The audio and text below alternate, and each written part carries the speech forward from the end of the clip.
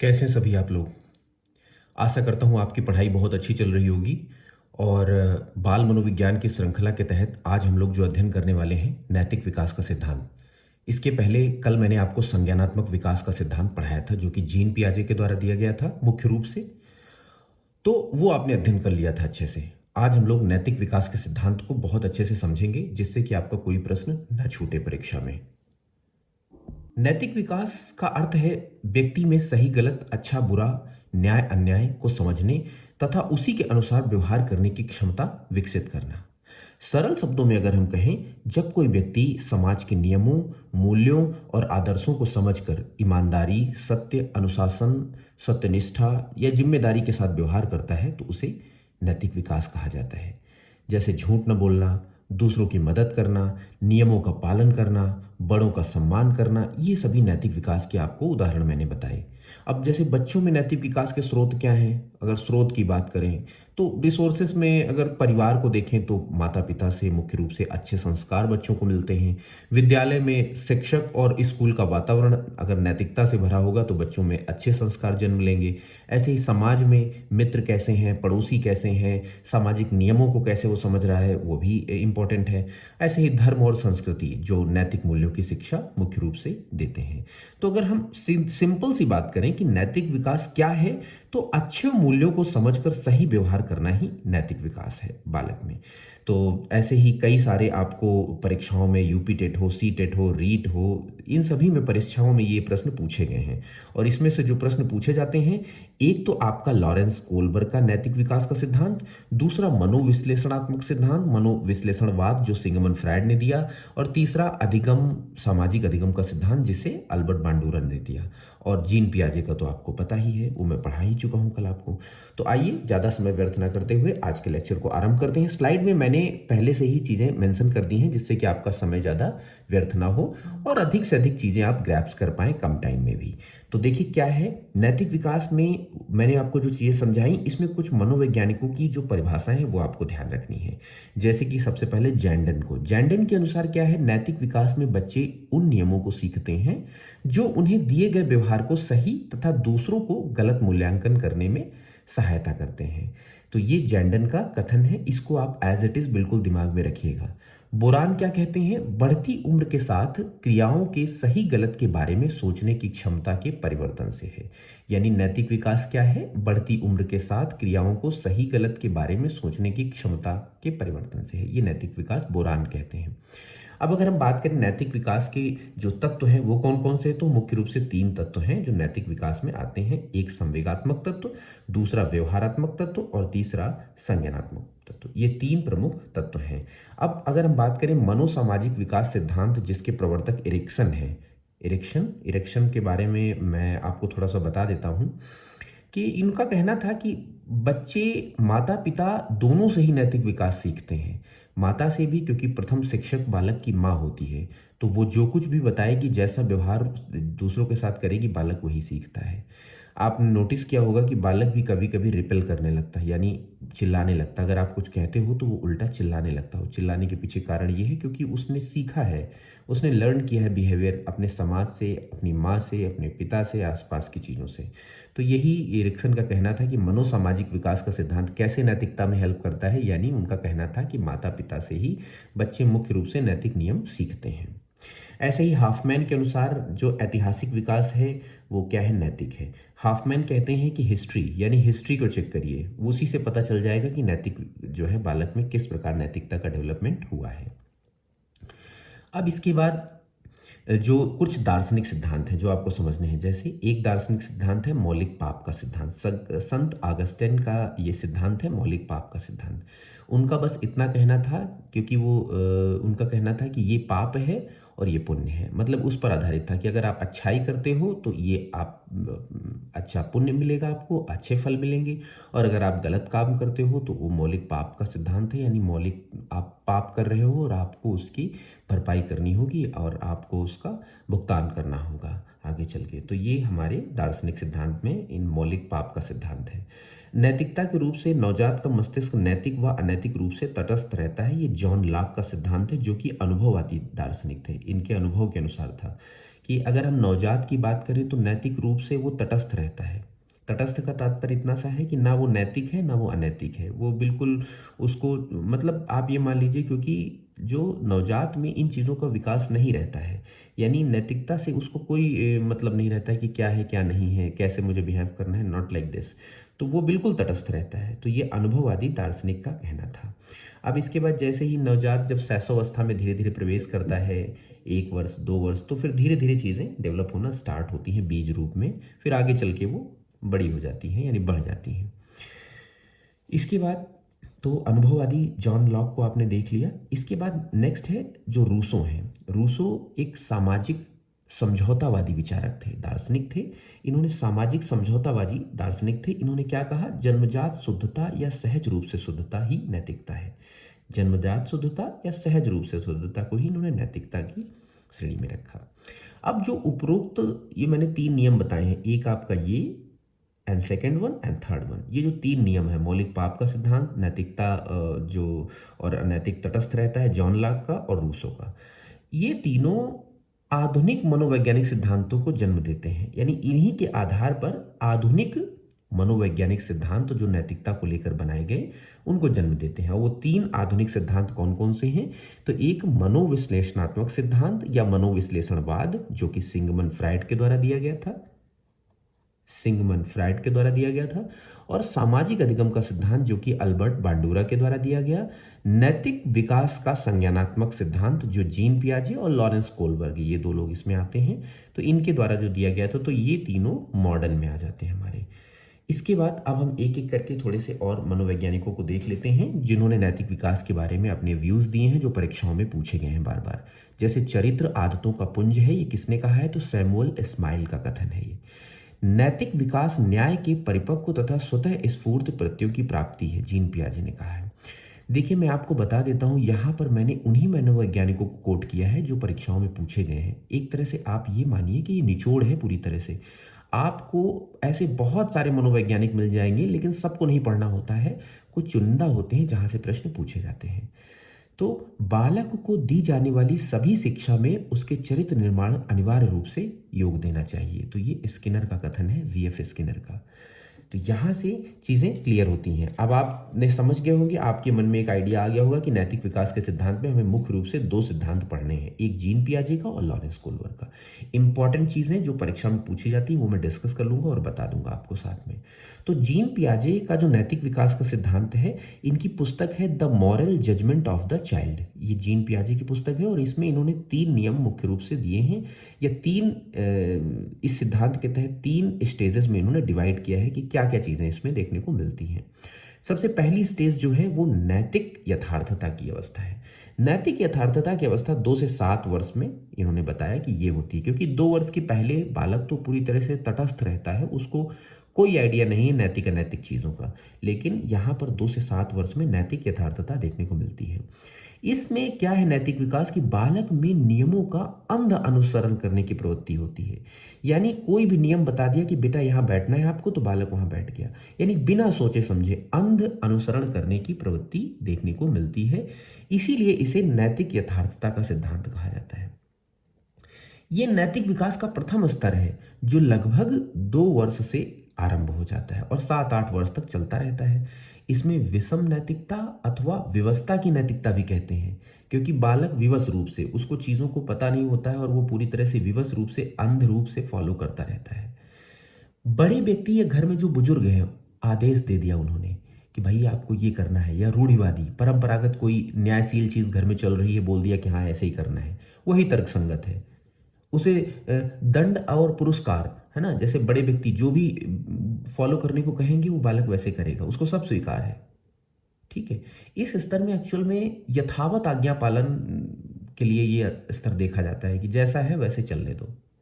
तो प्याजे ने एक्चुअल में, जो जीन पियाजे थे, उन्होंने इसके लिए इसको नैतिक यथार्थता कहा कि जैसा जो चल रहा है उसे फॉलो करने दो। और दंड और पुरस्कार, अब जैसे बालक को आपने बोला, मैं एक एग्जांपल देता हूँ, आपके घर में भी बच्चे होंगे कि आपने बोला बेटा यहाँ बैठो, चॉकलेट मिलेगी आपको, यहाँ ये काम करो, मिल्क पी लो तो मैं आपको फ़ोन दिखा दूंगा या फ़ोन चला दूंगा, टीवी चला दूंगा, या यहाँ कुछ भी कोई भी आप लालच देके यानी पुरस्कार देके और दंड रूप से भी डांट के भी उसको बैठा सकते हो एक जगह पे। तो इस तरह से ये प्रथम स्तर कहा जाता है 2 से 7 वर्ष का। अब इसमें दो मूल स्रोत जीन पियाजे ने बताए कि बालकों की बौद्धिक संरचना और दूसरा उनके स्वयं के अनुभव, ये दो मूल स्रोत इसमें देखने को मिलते हैं। अब आती बात करते हैं दूसरी, नैतिक समानता 8 से 12 वर्ष की अवस्था। इसमें जीन पियाजे ने बताया कि अंतःक्रिया के आधार पर नियमों की व्याख्या करने की प्रवृत्ति होती है। अंतःक्रिया के आधार पर से क्या तात्पर्य है कि जैसे मतलब विद्यालय में खेल कूद के वातावरण में जो साथ के बच्चे होते हैं, साथ के बच्चे उनके साथ सीखते हैं कि वो ऐसे कर रहे हैं तो मुझे भी ऐसे फॉलो करना है, तो उन्हीं के साथ में अंतःक्रिया का परिणाम होता है। यानी जो बालक की अंतःक्रिया जो है साथ में, मतलब अंतःक्रिया का तात्पर्य इतना सा है कि अपने मन मस्तिष्क में दूसरे बच्चों को देखकर या दूसरी चीज़ों को फॉलो करके समाज में अन्य चीज़ों को देखकर जो अंतःक्रिया से उत्पन्न होता है उसे हमने नैतिक समानता स्तर कहा। नैतिक समानता का तात्पर्य है कि बोले कि अरे वो मेरा दोस्त है, वो ऐसे करता है तो वो अच्छा है, वो सही है, मैं भी उसको फॉलो कर लेता हूँ। ठीक है, तो पियाजे ने एक्चुअल में इस अवस्था में क्या है कि मुख्य रूप से बच्चे खेलते बहुत हैं। 8 से 12 वर्ष में खेलों पर आधारित शिक्षा भी होती है, तो इस अवस्था में खेलों का अधिकांश समय तर्क वितर्क करते हुए चला जाता है, यानी बालक एक दूसरे से तर्क वितर्क करता है नैतिक समानता के लिए। तो पियाजे के अनुसार क्या है कि तर्क वितर्क के परिणाम स्वरूप वे स्वकेंद्रण खेल से सहयोगात्मक खेल की ओर अग्रसर होते हैं। और ये हम कह सकते हैं कि तर्क वितर्क के परिणाम स्वरूप बालकों में पारस्परिक सम्मान की भावना का विकास होता है।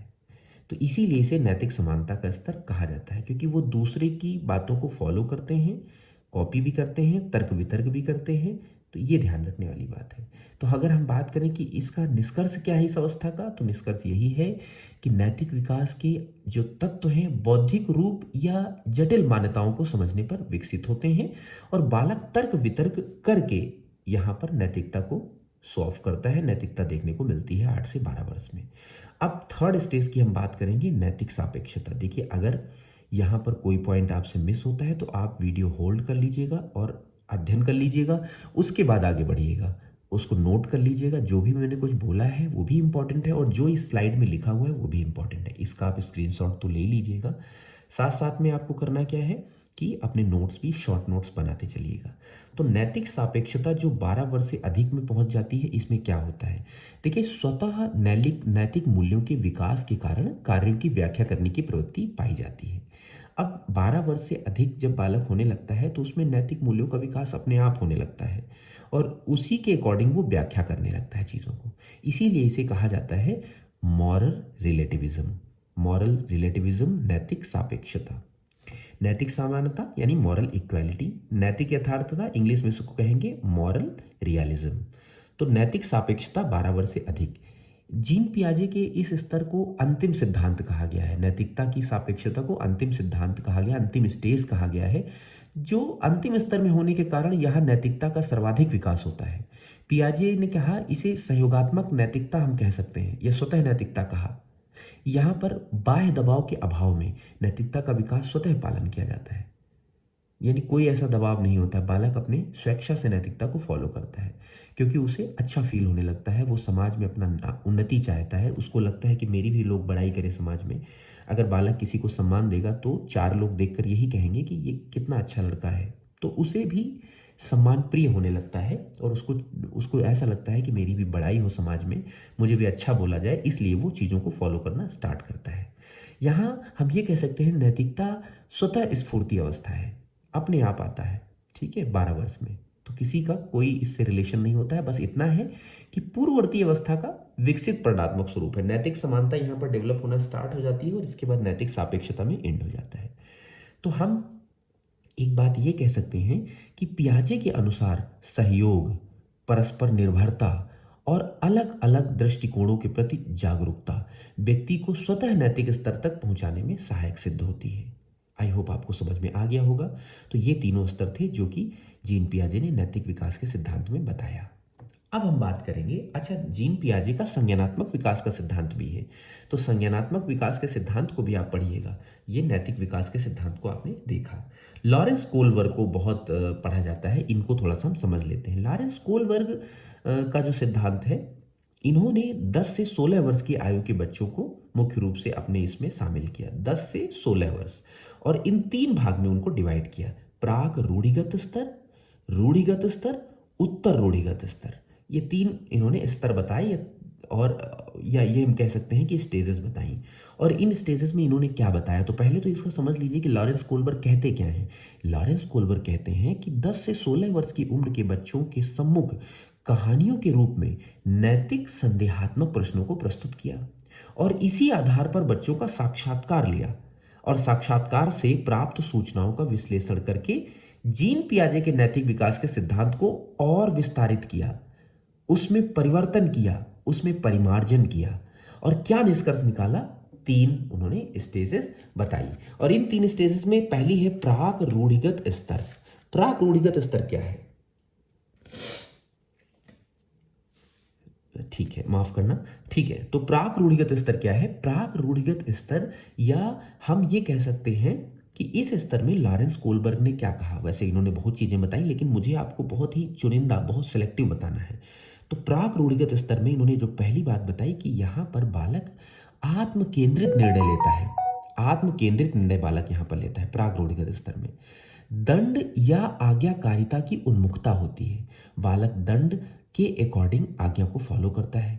इसके बाद साधनात्मक सापेक्षावादी उन्मुखता होती है, यानी बालक को जिस प्रकार आप उसको साधन दोगे, कोई ऐसी चीज जो उसे पसंद होगी वो प्रदान करोगे, तो वो चीजों को फॉलो करता है, वो नैतिकता की तरफ उन्मुख रहता है। ये प्राक रूढ़िगत स्तर में इन्होंने बताया, और इसी को इन्होंने पूर्व परंपरागत स्तर का नाम दिया। दूसरे स्तर की बात करते हैं, रूढ़िगत स्तर। रूढ़िगत स्तर या परंपरागत स्तर, इसको पूर्व परंपरागत और इसको परंपरागत स्तर का नाम दिया उन्होंने। इसमें क्या है कि परस्पर एक रूप में उन्मुखता देखने को मिलती है बालक में, और अधिकांश जो संरक्षण है वो पूरी तरह से प्रदर्शित होता है। यानी हम ये कह सकते हैं सिंपल वे में अगर हम बात करें रूढ़िगत स्तर की, कि तो जो हमारे यहाँ फॉलो होता हुआ आ रहा है हम उसी को फॉलो करेंगे, उसी को फॉलो करेंगे, कि अधिकार अब फॉलो करेंगे। और साथ में अगर मान लीजिए सपोज दैट कि माँ ने कहा कि बेटा अंकल है पैर छू लो आप, अंकल है पैर छू लो आप, तो वो तो प्राक रूढ़िगत में चला गया कि हाँ ठीक है मुझे पैर छूने हैं, मम्मी ने बोला है तो मुझे छूना है, क्योंकि मेरा ये निर्णय जो है पूरी तरह से माँ बाप पर डिपेंड है, और आज्ञाकारिता की ओर उन्मुखता है। मैंने एक टर्म यूज किया था इसमें, आज्ञाकारिता। यहाँ पर रूढ़िगत स्तर में क्या है कि कभी कभी बालक चीज़ों को डिनाय भी करता है, क्योंकि वो करता क्या है कि अधिकार संरक्षण की ओर उन्मुखता, यानी अगर मेरे अधिकार में है, अगर मुझे करना है तो मैं करूँगा, अधिकार संरक्षण की ओर ध्यान देता है। थर्ड वन, उत्तर रूढ़िवादिता स्तर। इसमें क्या है कि सामाजिक अनुबंध हो जाता है, यानी समाज के अकॉर्डिंग बालक करता है। समाज में अगर जिन मूल्यों को वरीयता दी जाती है उनको बालक फॉलो करने की कोशिश करता है रूढ़िगत स्तर में। उत्तर रूढ़िगत स्तर में, माफ करना, थर्ड वन में फिर से मैं बता देता हूँ एक बार तीनों को, आप समझ लीजिएगा। प्राक रूढ़िगत में आज्ञाकारिता के आधार पर, यानी आज्ञा का फॉलो करता है बालक। रूढ़िगत स्तर में बालक को जो लगता सही है वो करना है, भले ही माँ बाप ने कहा है तो ठीक है, लेकिन जो सही लगता है, क्योंकि अपने अधिकार संरक्षण की ओर देखता है। इसके बाद उत्तर रूढ़िगत, ये समाज को देखता है कि समाज में क्या सही है क्या गलत है, हमें क्या फॉलो करना है क्या नहीं करना है। तो इस तरह से ये तीनों लॉरेंस कोलबर्ग ने अपने इसमें एक्सप्लेन किया। तो अब ये चैप्टर आपका पूरी तरह से फिनिश हो चुका है। अब इसके में अगर प्रश्नों की बात करूं कि परीक्षाओं में कौन कौन से प्रश्न पूछे गए हैं, तो देखिए प्रश्न पूछे गए हैं जैसे जीन पियाजे के नैतिक विकास के सिद्धांत में कितने स्तर हैं, तो मैंने आपको बताया कि 3 स्तर हैं। अब जैसे पूछा कि जीन पियाजे ने स्वतः नैतिकता के स्तर तक पहुंचने में कौन से तत्व को बताया है, तो स्वतः नैतिकता के स्तर पे तत्व मतलब पहुंचने के लिए मैंने आपको अभी बताया थोड़ी देर पहले, आप बता सकते हैं, कमेंट में बताइएगा क्या होता है। तो जब आप वीडियो पॉज करके देखेंगे तो आपको समझ में आ जाएगा। ऐसे ही the moral judgement of child किसकी रचना है, चरित्र आदतों का पुंज है, किसका मत है? लॉरेंस कोलबर्ग किस वर्ग के बच्चों को नैतिक सिद्धांत की खोज की थी, अभी मैंने बताया आपको, मैंने लिखा जरूर नहीं लेकिन वीडियो पॉज करके आप इन चीज़ों को नोट जरूर करेंगे। लॉरेंस कोलवर के नैतिक सिद्धांत में किस स्तर पर नैतिक मूल्य समाज पर आधारित होते हैं? इस तरह के प्रश्न पूछे गए हैं। तो आप वीडियो को अच्छे से अध्ययन कर लीजिएगा। कल मैं आपके लिए अगला चैप्टर लेके आऊँगा। हो सकता है कल बुद्धि का चैप्टर मैं आपको पढ़ाऊँगा, तो जुड़े रहिएगा। वीडियो अगर आपको पसंद आया है तो लाइक और शेयर ज़रूर करिएगा। शेयर करने से बस इतना होगा कि आपके लिए और वीडियो मैं बनाऊँगा, आपके लिए और ज़्यादा ये कहें मोटिवेट होके काम करने का मन होगा। तो आप शेयर ज़रूर करिएगा, जिससे कि ज़्यादा लोगों तक बात पहुँचे और भी लोग लाभान्वित हो सकें, जो दूर दराज के क्षेत्रों में बच्चे रहते हैं, जिनके पास साधन की कमी है, वहाँ तक भी बात पहुँचे। तो नैतिक विकास का सिद्धांत, आज आपका ये चैप्टर खत्म हुआ। आप बताइएगा जो मेरी स्लाइड वाली सीरीज़ है ये कैसी लग रही है आपको पढ़ने में, क्योंकि स्लाइड के माध्यम से पढ़ने से आपको चीज़ें बहुत जल्दी क्लियर होंगी। आप ये समझ लीजिए, क्योंकि 20 से 25 मिनट में लेक्चर खत्म होगा। आपका टाइम इंपॉर्टेंट है। थैंक यू सो मच दोस्तों।